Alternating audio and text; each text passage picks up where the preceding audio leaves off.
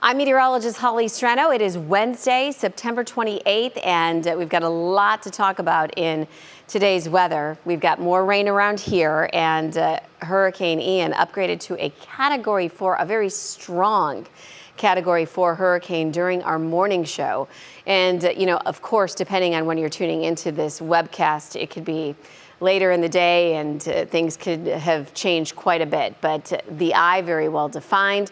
12 to 18 inches of rain, devastating storm surge expected, tornadoes expected with that right quadrant, and landfall expected later today. So the latest advisory as we are recording this webcast here after 7 this morning, and this is the 7 a.m. from the Hurricane Center, has sustained winds at 155 with wind gusts as high as 190.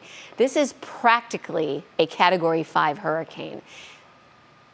Catastrophic damage is what we talk about with a Category 5. I mean, it's practically there. And it's moving, as you can see here, to the north and northeast. So as we continue to show you the track, something that's notable and worth mentioning, especially compared to yesterday, we knew it was going to strengthen before landfall over these warm waters. But now it is looking like landfall will happen as a Category 4 storm. And I mean, I'm going to go out on a limb and say potentially borderline Category 5. South of Tampa is what it's looking like at this point. And of course, any changes, make sure you're keeping up to date with the latest. And of course, you can find more information on our website. Now, we also back here at home are dealing with more rain showers. They're going to be on and off through the morning. They'll be on and off into the afternoon. We've got flood watches that continue through midday, same spots, Cuyahoga, Ashtabula, Lake and Geauga counties. Kind of seems just silly to talk about some rain showers with what's happening in Florida today. But at the very least, it's something important to note as you're traveling and, of course, getting your errands done, getting to work, getting the kids to and from school.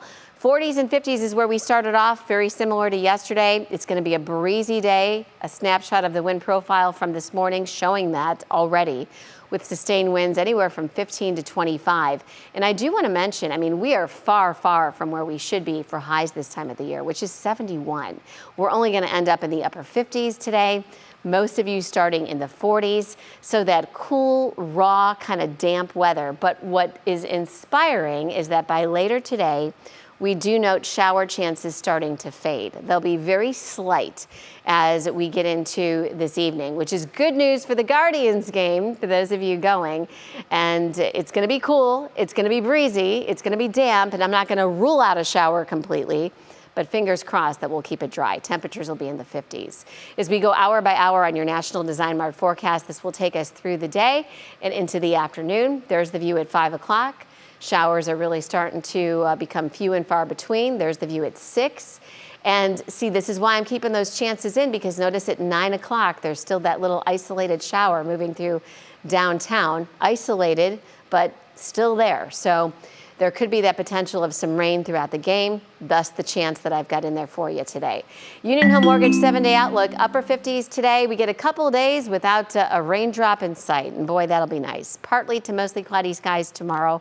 Still trending cool for this time of the year with highs around 60. We'll be in the 60s Friday. Looks like we'll see a good amount of sunshine. Also, much, I think, needed with all the dreary weather we've had. And then over the weekend, keeping an eye on some clouds and rain and wind.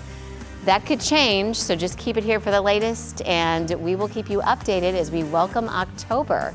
Have a great Wednesday. Once again, don't you forget that umbrella.